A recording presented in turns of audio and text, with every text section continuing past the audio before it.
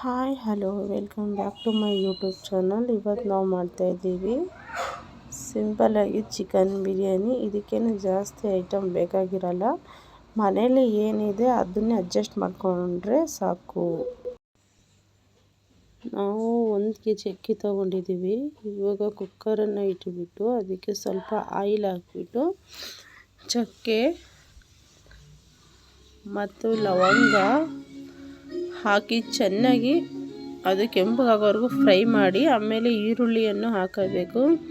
ಈರುಳ್ಳಿನ ಹಾಗೆ ತುಂಬ ಕಲರ್ ಬರೋವರೆಗೂ ಅದನ್ನು ಹುರಿಬೇಕು.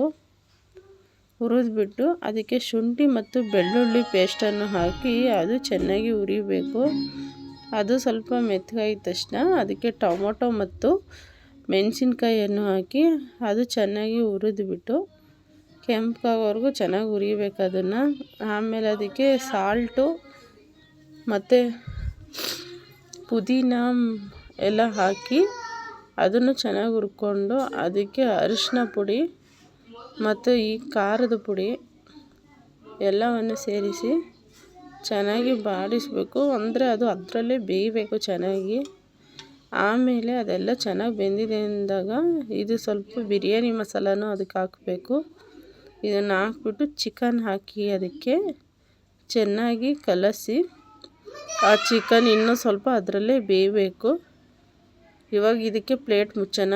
ಇನ್ನೊಂದು ಕಡೆ ಅಕ್ಕಿಯನ್ನು ತೊಳ್ಕೊಬಿಟ್ಟು ನೀಟಾಗಿ ಅದನ್ನು ಇನ್ನೊಂದು ಕಡೆ ಇಟ್ಬಿಟ್ಟು ಅದು ಬೇಯಿಸಬೇಕು. ಅದಕ್ಕೆ ಚಕ್ಕೆ ಲವಂಗ ಮತ್ತು ಸ್ವಲ್ಪ ಪುದೀನ ಕಟ್ ಮಾಡಿ ಹಾಕಿ ಅದಕ್ಕೆ ಸ್ವಲ್ಪ ಉಪ್ಪನ್ನು ಸೇರಿಸಬೇಕು. ಇದಾದ ನಂತರ ಸ್ವಲ್ಪ ಅದಕ್ಕೆ ಅರಿಶಿನ ಪುಡಿ ಹಾಕಿ ಈ ಕಡೆ ನಾವು ಗ್ರೇವಿ ಇಟ್ಟಿದ್ವಲ್ಲ ಅದು ಆಗಿದೆಯಾ ಅಂತ ನೋಡ್ಕೋಬೇಕು. ಆಮೇಲೆ ಅದು ಚೆನ್ನಾಗಿ ಬೆಂದಿದೆ ಅಂತ ಗೊತ್ತಾದಾಗ ಇಲ್ಲಿರೋ ಅನ್ನ ಇದು ಕುದೀತಿದೆ, ಅಂದರೆ ಅರ್ಧ ಬೆಂದಿರಬೇಕು.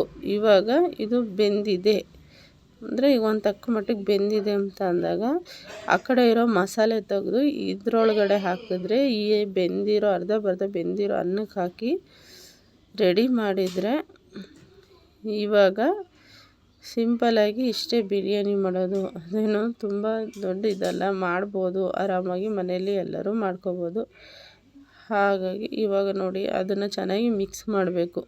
ಅಂದರೆ ಕೆಳಗೆ ಮೇಲೆ ಎಲ್ಲ ಚೆನ್ನಾಗಿ ಅದು ತಿರುಗಿಬಿಟ್ಟು ಚೆನ್ನಾಗಿ ಮಿಕ್ಸ್ ಮಾಡಿ ಆಮೇಲೆ ಅದನ್ನು ದಮ್ ಕಟ್ಟಿ ಇಡಬೇಕು. ಇವಾಗ ಅದು ಆಗಿದೆ, ಈಗ ಮಿಕ್ಸ್ ಮಾಡ್ತಾಯಿದ್ದಾರೆ, ಚೆನ್ನಾಗಿ ಮಿಕ್ಸ್ ಮಾಡಿಬಿಟ್ಟು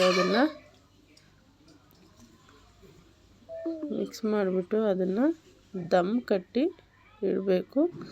ಇವಾಗ ನಾವು ದಮ್ ಕಟ್ಟಿದ್ವಿ, ಅದು ವೀಡಿಯೋ ಮಾಡ್ಕೊಳಕ್ಕಾಗಿಲ್ಲ. ಹಾಗಾಗಿ ನೋಡಿ ಇವಾಗ ಒಳ್ಳೆ ಬಿರಿಯಾನಿ ರೆಡಿಯಾಗಿದೆ. ಪ್ಲೀಸ್ ನಮ್ಮ ಚಾನೆಲ್ನ ನೋಡಿ ಸಬ್ಸ್ಕ್ರೈಬ್ ಮಾಡಿಕೊಳ್ಳಿ.